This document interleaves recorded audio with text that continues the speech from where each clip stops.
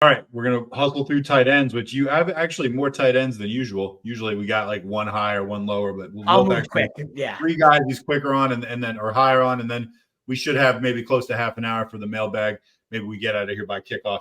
Taysom Hill against Chicago. You like him at 6. The experts like him all the way down at 9. Also, Trey McBride, who I picked up and who we talked about earlier, going at Cleveland. You like him at 7. The experts like him at 10.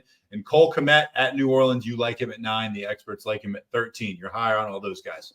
Yeah, Kmet just had 10 targets, 10 catches. The same quarterback here, the product of Shepherd University over there. Loves peppering, loves dumping it down. Like that from Kmet. I think he should definitely be ranked higher by Badgett there, just peppering him. But Taysom Hill, I get a ton of questions on him. He's the number 2 tight end across his last 3 games, more than TJ Hawkinson, behind only Travis Kelce. Been a top 6 tight end for 3 straight weeks, seen 9 or more opportunities for 3 straight weeks, has had 13 or more PPR points in 3 straight weeks. The guy has been thriving. He had 2 touchdowns on the ground last week and has been getting more and more of the routes. Even with Juwan Johnson back last week, he still had 22.9 PPR points. Huge fan of Taysom Hill. Definitely a must-start tight end, in my opinion. And Trey McBride, the highest single target share a tight end has seen all year, 38.9%.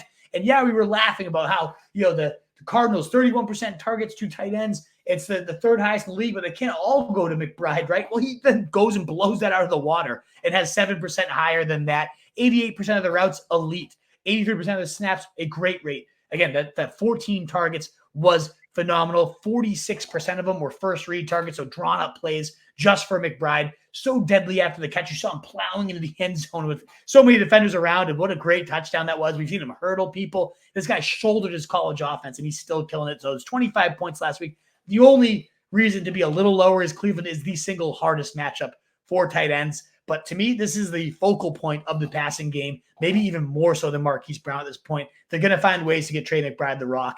I'm a huge fan of him. All right, let's talk about lower. Dalton Schultz versus Tampa Bay. You like him 2 below the experts at 10. Also, Kyle Pitts, who you mentioned earlier, who for some reason is ranked at 7. You like him at 12. Yeah, it's more so just how is Dalton Schultz above these 3 tight ends we just mentioned that have so much going for him? Again, Taysom Hill, the number 2 tight end across his last 3. Trey McBride, the single highest game we've seen from a tight end in terms of target share. And then Cole Kmet, a 10-target day with 10 catches. To me, Dalton Schultz is just the clear-cut, at best, third option in this passing game. You got Tank Dell, Nico Collins, maybe even Noah Brown ahead of him. Yeah, he did have 12, 16, and 14 points. A really nice stretch run with 3 straight touchdowns, looking great. But then you had only 2 points against a soft Carolina team. Tampa Bay is a better team against the tight end. If they're going to do anything against Tampa Bay, I think it's going to come through the wide receivers where they've given up some big plays out wide. And I don't mind Dalton Schultz. He's my tight end 10, so certainly a startable guy in most lineups. But to me, there's no way he should be ahead of Taysom Hill, Trey McBride, and Cole Kmet. So I just want to shout at him out as a lower guy. And then Kyle Pitts. I mean, it's just too easy. I think people are like, those 12, his season high, 12 points, 12 and 12 back-to-back. And everybody was creaming themselves. Oh, he's here. He's finally made it. Not everybody. Count on Kyle Pitts. Since then, he's had tight end 16 and tight end 21 finishes. Before then, he had not had a single tight end 17 finish before that. He's had 2 decent games on the year. Decent. 12 points. And other than that, he's been atrocious. So maybe Taylor Heineke. Yeah. We said he'll have 2 or 3 okay games. He's got him out of his system. He's going to be bad the rest of the year. Maybe Taylor Heineke gets this thing going. And sure, if Drake London's ruled out, there's reason to think maybe Kyle Pitts goes up. But truth is, there's a play last week they ran where they had Jonnu Smith throw to the third-string tight end while Kyle Pitts was in pass protection. If that's how you're going to use your first round, highest ever selected tight end, I want nothing to do with Arthur Smith. I think he's the absolute definition of an asshole.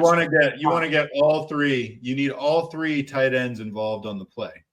But you got to make sure the number 1 that you drafted, the highest that anybody's ever drafted a tight end, is the one pass protecting. Who's also not really much of a blocker, at least. No, it makes no sense to me. Yeah, that's so stupid. But anyway, whatever. I'm going to keep vilifying the guy until he proves me wrong, like for more than a game or 2.